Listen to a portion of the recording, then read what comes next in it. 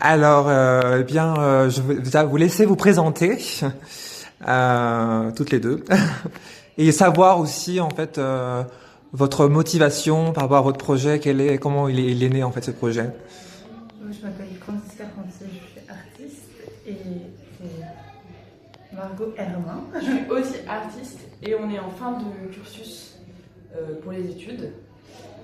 C'est un projet qu'on prépare depuis plus d'1 an maintenant. Et je pense que la volonté première, ça a été vraiment de se rassembler dans une fin de cursus aussi où on sort bientôt d'école et on risque de se désassembler pour le coup. Oui, vraiment. C'était aussi de se montrer dans un contexte qui sortait du cadre scolaire, qui sortait de notre école. Et on avait aussi la volonté de faire dialoguer nos pratiques de façon très intense dans un petit lieu. Et puis c'était aussi proposer tout un univers qu'on n'a peut-être pas l'occasion de proposer à l'école, où c'est des accrochages qui sont beaucoup plus rapides. Ouais. Oui, il y a vraiment cette création à travers le lien en fait. Vous parlez justement là de le fait de c'est la fin de quelque chose, c'est la fin de vos études et en même temps il y a envie de rassemblement, de créer ce lien justement à travers votre projet. Là, je vois qu'il y a vraiment cette idée là avec la couture de créer ce lien qui est important et à travers les souvenirs aussi à travers cette mémé. Hein. Est-ce que vous pouvez en parler un peu plus de cette mémé, cette femme?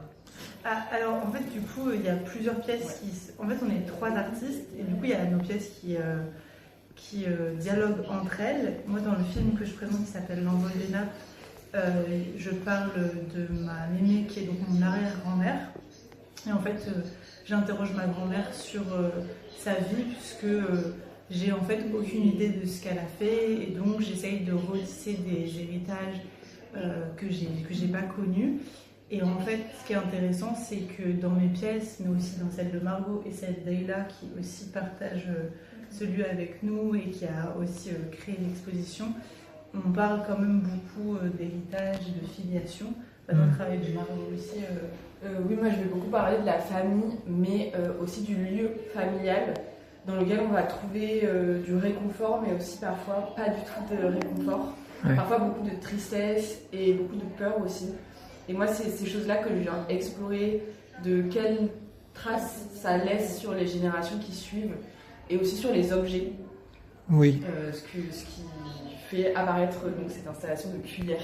Oui, que je montre. Mais d'ailleurs, ça se retrouve dans le titre en vérité. Oui. Parce que le titre, c'est On a ce qu'il faut à la maison. Donc c'est visible jusqu'au 12 avril à l'espace I. Et donc ici ouais. À 10 rue du Chapeau Rouge à Lyon, de 13h à 18h. Et donc on a ce qu'il faut à la maison, ça veut dire qu'en fait ça parle quand même d'un environnement qui est clos, un environnement intime, du domestique, qui peut créer des choses merveilleuses, des souvenirs, mais qui peut aussi créer des dysfonctionnements de la mémoire, des dysfonctionnements de la famille, sociétaux, et qui est aussi un reflet de la labeur qui se trouve à l'extérieur. Donc l'exposition, elle apparaît, on nous dit que c'est mignon, oui, et que ça rappelle une maison de poupée. Et c'est vrai qu'il y a cet aspect-là, mais en fait, ça veut aussi dire que dans cet environnement qui peut paraître si joli, il peut aussi se passer d'autres choses qui sont moins jolies. Tout à fait. Oui, moi, ça me rappelle vraiment aussi personnellement des souvenirs d'enfance aussi, de ma propre maison et de certains, de cette relation que j'ai pu avoir, avec des membres de ma famille ou des amis, tout ça, et ce lien avec certains objets du quotidien. Là, il y a on voit les tabacs notamment, et c'est simple, mais qui aussi ont une certaine importance dans le fait juste de simplicité, mais qui comme vous le dites très bien, aussi a un sens particulier et qui crée cette joie en fait juste de l'enfant en fait, et à travers c'est vraiment cette forme en fait de souvenir en fait qui est important en fait. Ouais. Oui, c'est vraiment du souvenir dont on part et ensuite on vient en exprimer quelque chose. C'est vraiment partir d'une expérience personnelle et on espère parler à une mémoire plus commune. Et on essaye aussi dans ce projet-là, en tout cas, de faire dialoguer nos mémoires entre elles, de voir comment elles se répondent. Par exemple, ici, les petits bibelots de Marco qui sont sur une étagère, qui viennent parler de comment on met en scène la maison, qui répondent à des cadres avec des photos d'archives, comme ça, des photos familiales, mais qui ne sont pas réellement complètes. Il y a toujours des morceaux de puzzle. Voilà. Et c'est pour ça qu'elle est très mignonne, mais elle dit aussi beaucoup de choses de société. Oui, c'est clair, sur notre société, sur la construction de la famille aussi. Parce que nous, on découle aujourd'hui de ce qu'on appelle la famille nucléaire qui naît dans les années 50. Famille nucléaire qui descend du mot noyau, où on va vraiment retrouver une famille avec un père, une mère et 2 enfants, parfois 3. En général, on va espérer l'équité, une fille, un garçon. Aujourd'hui, on essaye de se détacher de ça, en tout cas notre génération essaye de s'en détacher. Ouais.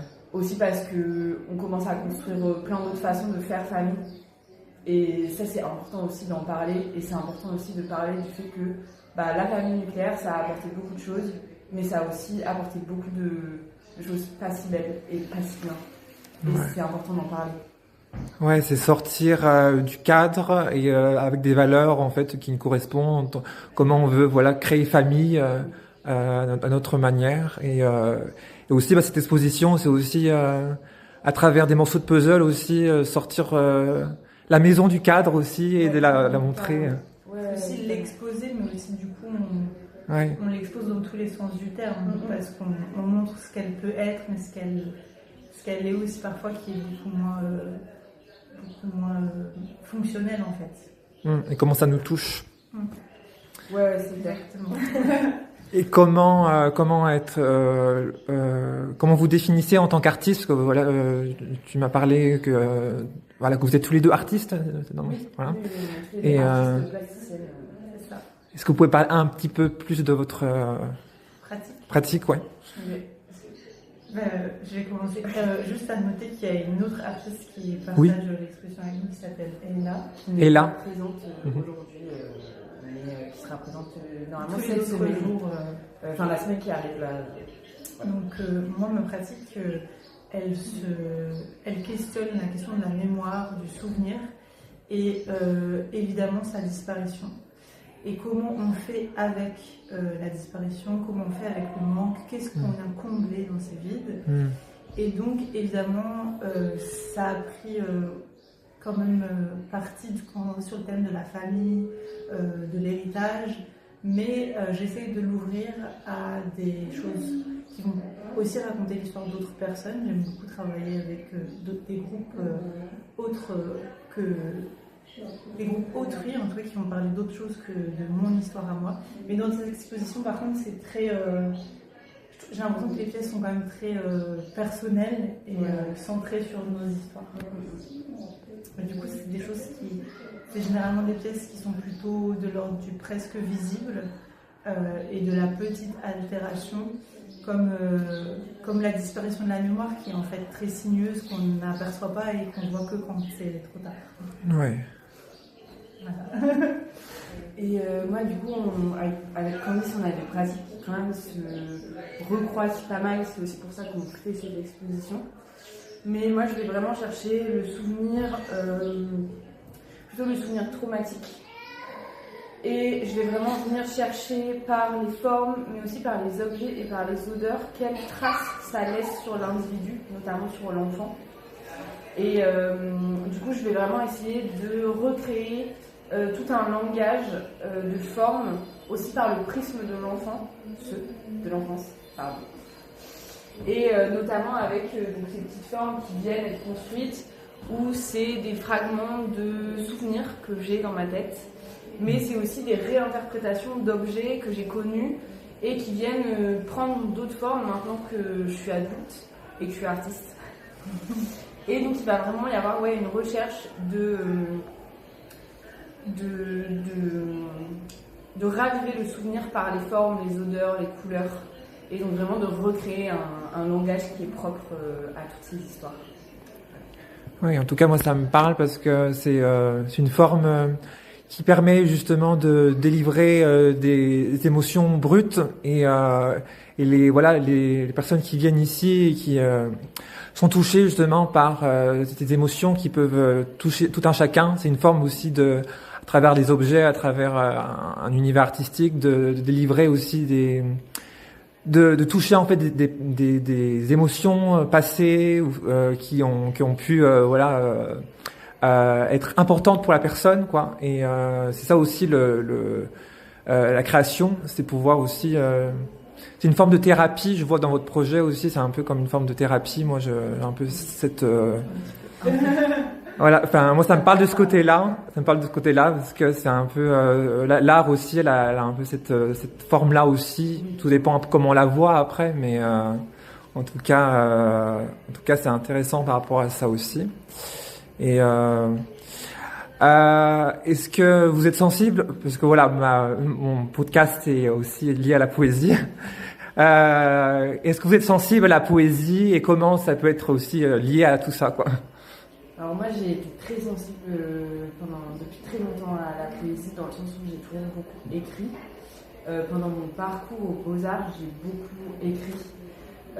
J'ai beaucoup monté des installations mêlées à de l'écriture. Parce que aussi l'écriture c'est la poésie en tout cas c'est une forme d'écriture poétique et c'est vrai que moi passer par les couleurs, les objets et tout ça, ça a été aussi un peu évident pour moi de passer par l'écriture et par toutes les métaphores qui pouvaient être posées, et donc ça a été très important pour moi l'écriture dans ma pratique, ça l'est encore aujourd'hui et oui, du coup je suis très touchée par la poésie vraiment, et moi mes pièces elles viennent toujours aussi répéter un rythme qui va presque jouer une musique qui pourrait toucher presque de la poésie, et c'est très important pour moi de passer par là aussi, et toutes mes pièces passent par une forme d'écriture avant la production. Ouais. Moi du coup dans ma pratique elle-même, là je présentais des dessins sur des gros formes, des dessins sur le cadre.